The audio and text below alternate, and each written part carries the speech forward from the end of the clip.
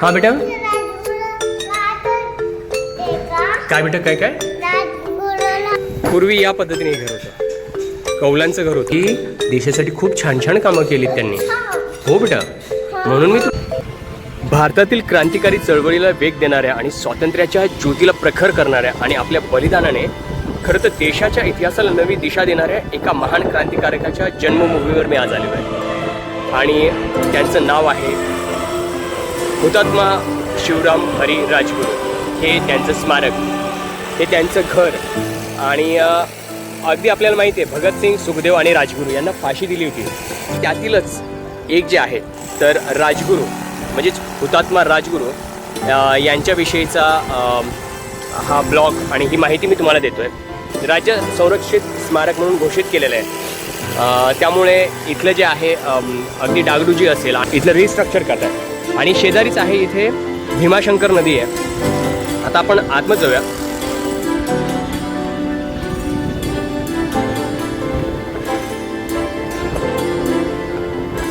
आतमध्ये बघितलं, चला मी तुम्हाला आतमध्ये दाखवतो. हे आहे त्यांचं मूळ घर. खरं तर अवघ्या 22व्या वर्षी बरं का, म्हणजे वयाच्या 22व्या वर्षी देशासाठी हसत हसत फासावर म्हणजे चढणारी अशी वीर क्रांतिकारक राजगुरू यांचं हे निवासस्थान. महत्त्वाचं म्हणजे बऱ्याचशा गोष्टी इथे आहेत. तर तुम्हाला इथे दिसत असेल की धान्याचं कोठार आहे, म्हणजे पूर्वी धान्याची कोठार आणि ही त्यांची खोली आहे असं म्हटलं जातं. बरेचशे चांगल्या पद्धतीने इथे सगळं काम केलेलं आहे. आणि बघा त्याची एक रचना बघा कशा पद्धतीने आहे. आणि त्यातल्या किती आश्चर्याची गोष्ट इथे बघा, एक खिडकी आहे आणि त्याच्या शेजारी ही नदी. म्हणजे जर एकूणच इतिहास बघितला ना म्हणजे राजगुरू यांचा, तर 24 ऑगस्ट 1908ला त्यांचं याच इथे जन्म झालेला होता ठिकाणे. आणि त्यांच्या या सर्व कार्याच्या स्मरणार्थ आणि त्यातल्या त्यात त्यांचं एकूणच या सगळ्या भूमिकेच्या स्मरणार्थ या शहराला, या पूर्ण गावाला नाव दिलेलं आहे राजगुरुनगर.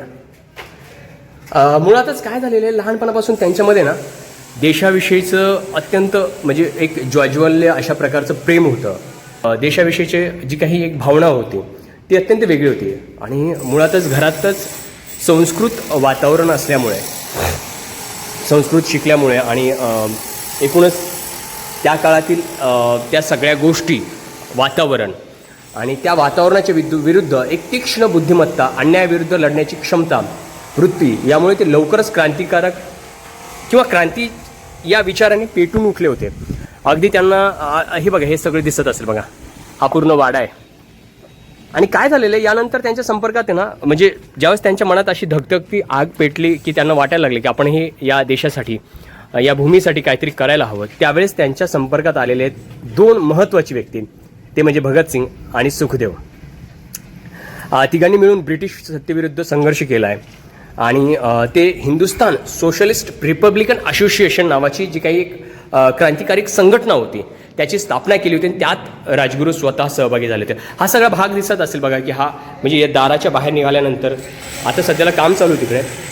पण सन 1828मध्ये काय झालं की लाला लजपतराय यांच्यावर लाठी हल्ला झाला. आणि त्या लाठी हल्ल्यात काय झालं होतं की त्यांचा मृत्यू झाला, लाला लजपतराय यांचा. यावेळेस असं झालं आहे की लाला लजपतरायांचा मृत्यू झाल्यानंतर या घटनेचा बदला घेण्यासाठी भगतसिंग, सुखदेव आणि राजगुरू यांनी ब्रिटिश विरुद्ध एक बंड पुकारला. आणि त्याच्यामध्ये जो अधिकारी होता, त्या अधिकाऱ्याचं नाव होतं सॅडर्स, मला असं वाटतं असंच काहीतरी, सॉडर्स की सॅडर्स नाव त्याचं होतं. याच्यावर कारवाई केली. आणि या मोहिमेत झालं काय, राजगुरूंनी अत्यंत धाडसाने आणि त्यांना एक नेमबाजी यायची, नेमबाजीचं त्यांनी कौशल्य दाखवलं. त्यामुळे ते क्रांतिकारी चळवळीतील एक महत्त्वाचे पराक्रमी योद्धा म्हणून ओळखले जाऊ लागले. ब्रिटिश सरकारने त्यांना अटक केली आणि लाहोर कट प्रकरणात त्यांच्यावर खटला चालवला. हे बघा, हे त्यांची पूर्ण वंशावळ आपल्याला दिसत असेल. खरं तर आता सध्याला काम चालू असल्यामुळे आपल्याला बऱ्याचशा गोष्टी, पण इथे एक धान्याचं कोठार आहे, वरचं बघा काम पण किती सुंदर लाकडीच काम आहे. आता ब्रिटिश सरकारने त्यांना अटक केली आणि लाहोर कट प्रकरणात त्यांच्यावर खटला चालू केला. आणि 23 मार्च 1931 रोजी भगतसिंग, सुखदेव, राजगुरू या तिघांना लाहोरच्या तुरुंगात फाशी देण्यात आली. आणि तो खरं तर देशासाठी अत्यंत काळा दिवस आहे.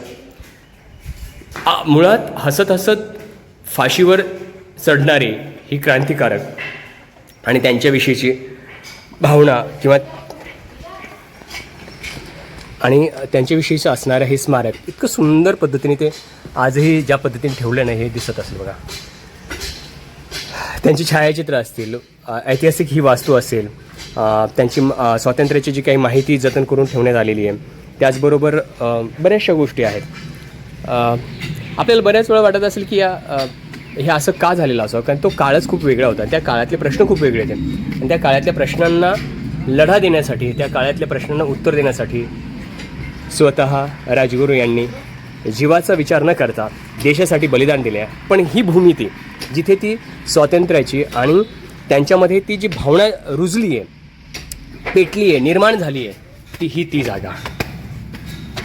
आणि एक अत्यंत म्हणून मी आज विचार केला इराला ही जागा दाखवावी आणि इराणीसुद्धा ते बघते. मला विचारते काय इरा छान वाटलं ना तुला इथलं, कसं आहे? इथे कोण होते? राजगुरू राहायचे ना, हुतात्मा राजगुरू. कोण राहत होते बेटा इथे? आणि त्यांनी काय केले देशासाठी? खूप छान कामं केली ना. हो, आणि त्याच्यामुळे आपला देश कोणता? भारत देश ना. हो, आणि खूप सुंदर देश ना आपला. मग त्याच्यासाठी भारत देशासाठी राजगुरूंनी खूप छान छान कामं केली. हो ना बेटा. आणि मग झालं काय माहिती का, त्यांना फाशी दिली ग. आणि हे त्यांचं घर आहे, किती सुंदर घर आहे ना. हो, ते इथे अभ्यास करायचे इथे ना. हा बेटा. काय बेटा? काय काय? हो, इथेच राहत होते बेटा राजगुरू. आणि त्यांनी काय केलं की देशासाठी खूप छान छान कामं केलीत त्यांनी. हो बेटा, म्हणून मी तुला इथे घेऊन आलो. हो, बघ ना त्यांची ती खोली तिथे अभ्यासाची, ते इथे त्यांचं, आणि त्यांचा इथे जन्म झाला होता ग. ते इथे छोटेचे मोठे झाले, ते इथेच बसायचे. महत्त्वाचं म्हणजे मला आश्चर्याचं असं गोष्ट वाटते की पूर्ण काम चालू सध्याला, फरशा दगडांमध्ये सगळं काम सुरू आहे. पण एक वैशिष्ट्य म्हणजे काय माहिती का, आजही ही जी खालची जागा जी आहे ना ती शेणाने सारली जाते. आणि मला वाटतं की 1-2 दिवसच झाले असं किंवा काल परवाच त्यांनी शेणाने सारलेलं आहे आणि दररोज सारलं जात आहे. आणि अजून एक वैशिष्ट्य दाखवतो तुम्हाला. ह्या ज्या भिंती आहेत ना, ह्या भिंतीसुद्धा चुन्याच्या ज्या काही मला वाटतं त्या लेअरनी किंवा असं काहीतरी केलेलं असं वाटतं. आणि ही जी विटा आहेत, या विटासुद्धा खूप चांगल्या पद्धतीने ज्या पद्धतीने रचना पूर्वीची होती तशीच ठेवलेली आहे. इथे लाकडांचं कदाचित ती डागडुजी करून त्यांना ते फिनिशिंग देऊन परत ती लावलेली आहेत. म्हणजे बघा ना किती सुंदर हा भाग ठेवलेला आहे. मला वाटतं कायमच असं वाटतं लहान मुलांना या सगळ्या गोष्टी दाखवाव्यात. आणि बघा इथे पण ही नदी, आणि ह्या नदीच्या इथे आता हा पूर्ण भरला जाणार आहे, वरपर्यंत येणार आहे. हा जो भाग आहे ना हा अगदी वरती येणार आहे. आणि हे इथे इरा समजलं इथे कोण राहत होते आणि काय केलं त्यांनी? इथे खूप छान छान अभ्यास केला. वा वा वा वा, छान छान छान. म्हणून आपण भेट द्यायला आलो का. तुला विहीर दाखवतो, चल विहीर दाखवतो. या तुझा मोबाईल घेऊ. म्हणजे ज्यावेळेस तुम्ही या मुख्य दारातून बाहेर जाता ना तर समोर असं दिसतं की हा जो आहे ना तो जो आहे तर तो पुणे मागे हो ना, पुणे नाशिक हायवे आहे. हा ब्रिज आहे आणि ही भीमाशंकर नदी आहे. आता सध्याला 3 ब्रिज केलेले, पण हा मुख्य हायवे आहे. आणि आता आपण काय करूयात की तिकडे पुढे जाऊया. हे जांभळाचं झाड जे आहे ना खूप जुनं आहे असं म्हटलं आता. आणि आत्ता ह्या जांभळाच्या झाडाला म्हणजे इतकी जांभळं आलेली आहेत की खूप ढीग पडलेला आहे खाली. खूप जांभळं पडलेले आहेत. हे बघा, हे सगळं हे काढलं जाणार आहे. हा सगळा भाग काढला जाणार आहे. हे बघा हे काम करतात. आणि पूर्वी कसं होतं तर हे बघा या पद्धतीने होतं. अगदी ते दगडं किंवा ते घराचा आकार जर बघितला तुम्ही, तुम्हाला घराचा आकार दाखवतो. पूर्वी या पद्धतीने हे घर होतं, कौलांचं घर होतं. हा मुख्य प्रवेशद्वार. आता हा मुख्य प्रवेशद्वार कसं झालेला आहे हे बघा, आणि हे पूर्वीचं आहे. खूप लोक इथे आलेली आहेत. तर हे आजही वर्किंग म्हणजे चालू आहे, काम करतोय. ते जसे पूर्वीच्या काळी होते तसंच ते ठेवलेलं आहे. आणि ही खाली विहीर आहे, खूप खोल आहे विहीर आणि अगदी खूप पाणी याच्यात. मोटर लावलेली पण हे दिसत असेल. याने ती दोरी गुंडाळली जायची आणि पाणी ओढलं जायचं. इथे दर 15 ऑगस्ट आणि 26 जानेवारीला इथे ध्वजारोहण केलं होतं. मागच्या वेळेस अजितदादा पवार आले होते, त्यावेळेस मी पहिल्यांदा अजितदादा पवारांना इथे भेटलो होतो. हीच ती जागा जिथे ध्वजारोहण केला होता आणि हा अत्यंत सुंदर असा परिसर.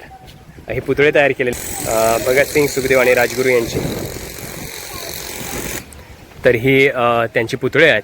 आणि मी तुम्हाला आत्ताच म्हटलं की हे राज्य संरक्षित अशा पद्धतीचं स्मारक केलेलं आहे.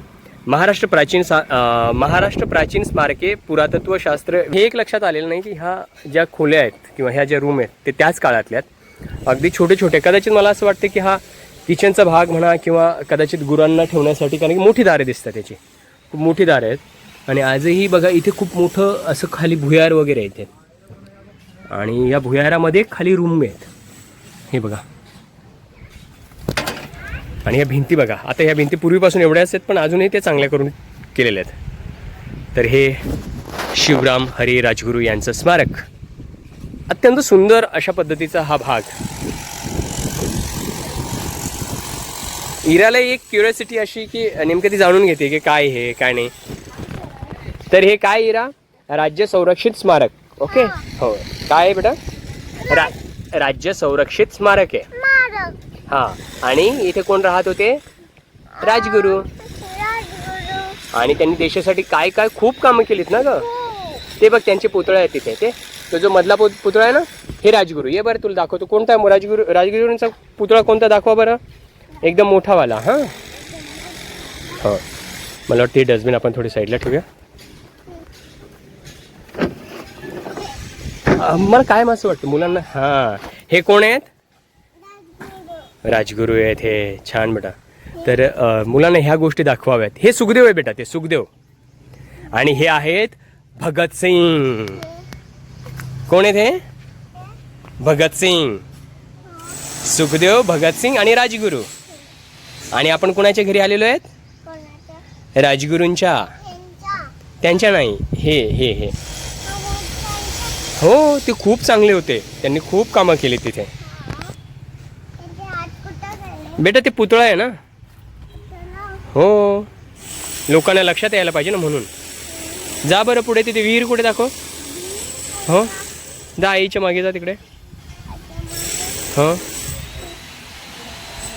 तर हे मी इथेच ज्यावेळेस अजितदादा पवारांना एकदाच भेटलेलं, त्यांच्याशी थोडीशी चर्चा म्हणजे काय, क्राऊडमध्ये उभा होतो आणि मी इथेच एक कॉलेजला शिकवायला होतो म्हणून प्राध्यापक म्हणून मी इथे आलो होतो. आणि ते विचारपूस करत होते सगळ्यांना. आणि त्यांना बरेच कार्यक्रम होते इथे, 2 ते 3 कार्यक्रम होते. त्यावेळेस मात्र एक छोटीशी चर्चा आणि अगदी जवळून त्यांना बघण्याचा योग आला होता. इरा पुन्हा त्या विहिरीकडे गेलेली आहे आणि स्मारकामध्ये सुरू असलेलं काम खूप चांगल्या पद्धतीने काम सुरू आहे. अगदी इथला हा सगळा भाग काढला जाणार आहे आणि इथे पुन्हा दगडी बांधकाम केलं जाणार आहे. तर हे आहे शिवराम हरी राजगुरू यांचं मूळ निवासस्थान.